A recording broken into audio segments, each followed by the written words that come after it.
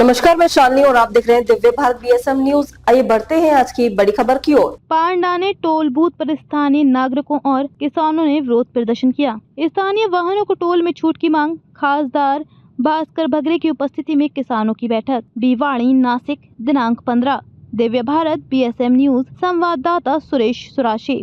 वड़ी सापुतारा रोड पर दिंडोरी तालुका के पांडाने में कल शुरू हुए टोल बूथ के खिलाफ स्थानीय किसानों और निवासियों ने विरोध प्रदर्शन किया। संख्या में एकत्र हुए इस टोल बूथ पर आसपास के 25 किलोमीटर क्षेत्र के वाहनों को टोल मुक्त करने की प्रमुख मांग की गई थी। किसानों ने जोर देकर कहा कि चांदवड, चांचड़ गांव, पीपल गांव, बसवंत टोल स्टेशनों जैसे स्थानीय लोगों के लिए टोल राहत लागू की जानी चाहिए। इस मुद्दे पर चर्चा करने के लिए दिंडोरी लोकसभा खासदार भास्कर भगरे के नेतृत्व में बैठक हुई।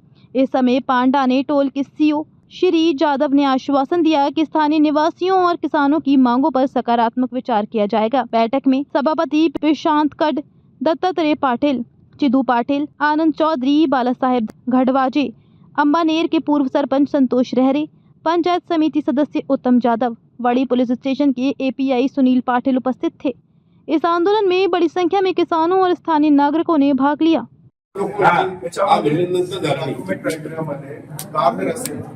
त्याला आरसी बरोबर त्याच नावाचं पाहिजे ज्या व्यक्तीचं सेम दुसरं कमर्शियलला आम्हाला फक्त आरसी कमर्शियल पण ती कमर्शियलला ते आरसी तोपर्यंत इथून नोटरी केली तर नोटरी वगैरे चालत नाही।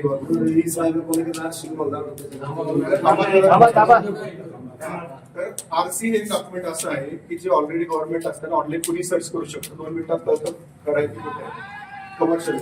आणि कमर्शियलला जसं आता साहेब म्हणले की बाबा लेनचं वगैरे ते सॉफ्टवेअर आता नवीन चालू आहे, आपल्याला आम्हालाही बरं पडेल डेडिकेट लेन मध्ये निघाल तर की बाबा आज आणि पोरं आपली इथली स्थानिक आहेत त्यांनाही गाड्या ओळखतात, बाबा कुठली पाटाण्याची गाडी आहे, कुठली याची गाडी आहे। आपल्या लोकल लोक असण्याचा फायदा हाच आहे की आम्हाला आयडेंटिफाय होऊ शकतो हा गाडीवाल्याला विनाकारण अननेसेसरी त्रास व्हायला नको।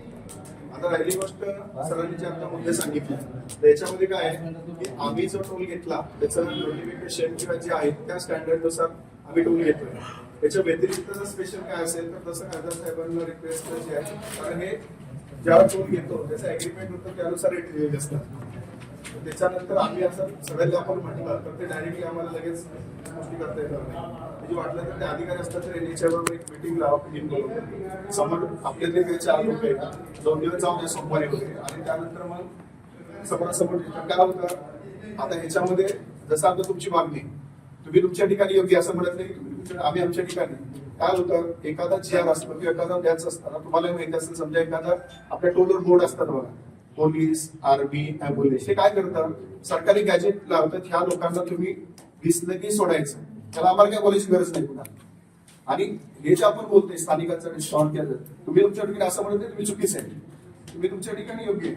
पण काय होतं गव्हर्नमेंट एखादा सर्क्युलर देतो त्याच्यावर मी ऍज अ ऑथॉरिटी नाहीये, म्हणजे एनएसआयचा अधिकारी नाही ज्याला सर मी माझा मुद्दा आम्ही लेटरमध्ये आजच्या आमच्या मिटिंगचं काय झालं डिस्कशन आम्ही ऑफिशियल करू, त्यानंतर साहेब त्याच्यावर आणि याच्यानंतर एखादी मिटिंग होईल। काय होतं हे डिसिजन मी आता म्हणत एका मिनिटात रिटर्न नाही देऊ शकत, तो मला राईट्स नाहीये। म्हणजे तुम्ही तुमच्या ठिकाणी समजलं असेल कारण काय होतं हे नॅशनल हायवेचे सीजीएम असतात, चीफ जनरल मॅनेजर, हे कुठलेही टेंडर आता जो साईन असते कुणी टेंडर ऑथराईज केले कोण राईट्स आहेत तर याच्या आम्ही रिटर्न म्हणजे तुमच्या आता मीटिंग मध्ये मुद्दे फुटेज जे जे अवेलेबल आहे ते इनिशियल मी आजच्याच कळवू।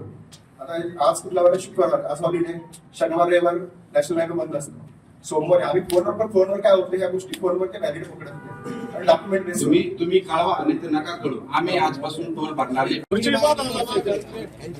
तिकडे त्यांनी पिंपळगावला सूट दिली, चांदवडला सूट दिली किंवा सातळगावच्या याच्यावरती सूट दिली आणि ती सूट आपल्याला मिळाली पाहिजे ही सगळ्यांची मागणी आहे आणि त्या मागणी बरोबर मी सुद्धा ठामपणे आहे, तुम्ही काही काळजी करू नका। आपल्याकडे मी त्यांना सांगू इच्छितो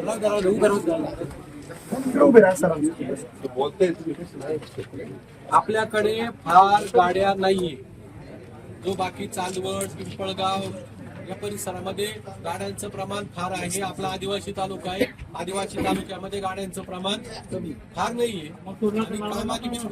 कामानिमित्त माणूस फार काही हिंडत नाही आणि त्यामुळे 25 किलोमीटरच्या आतील जेवढे बी आमच्या तालुक्यातले ग्रामस्थ आहेत नागरिक आहेत या मग याची लाईट व्हेकल मग कार असेल, जीप गाडी असेल, पिकअप असेल, छोटा हत्ती असेल किंवा आमच्या भागातले जे प्रवासी वाहतूक करणारे काळी पिवळीवाले आहेत या सगळ्यांना सूट मिळावी ही जी मागणी आहे तीच मागणी मी त्यांना सांगतोय आणि त्या मागणी बरोबर आपण सगळे ठामपणे राहू याच्या पलीकडे. आणि मग दुसरा विषय सांगितला की या ठिकाणी काम करणारी जी माणसं आहे पिंपळगावला लेडीज लावले आहेत किंवा चांदवडला लेडीज नाही इकडे सातळगावच्या टोलवरती सुद्धा लेडीज आहेत आणि लेडीज त्या भगिनी आमच्याच आहे. परंतु ज्यावेळेस काहीतरी वाद होतात ते रात्रीच्या वेळेस बऱ्यापैकी वाद होतात आणि मग त्यावेळेस कुठेतरी तो विषय भरकटला जातो, विषय राहतो टोलचा आणि तो कुठेतरी आणि मग शेवटी ते काम आपल्यालाच करावं लागतं.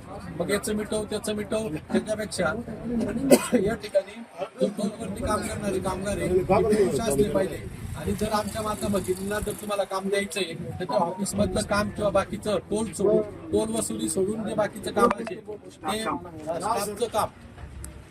स्टाफचं काम हे दिलं पाहिजे असं मी या निमित्ताने आपल्या सगळ्यांची मागणी त्यांना सांगतोय. खबरों में अब तक के लिए बस इतना ही। फिर होगी आपसे मुलाकात, तब तक के लिए नमस्कार और देखते रहिए दिव्य भारत BSM न्यूज। ऐसे ही लेटेस्ट अपडेट पाने के लिए हमारे चैनल को सब्सक्राइब करें और तुरंत नोटिफिकेशन पाने के लिए बेल आइकन प्रेस करना ना भूलें। यदि आप हमें फेसबुक या इंस्टाग्राम के माध्यम से देख रहे हैं तो हमारे पेज को फॉलो जरूर करें। धन्यवाद।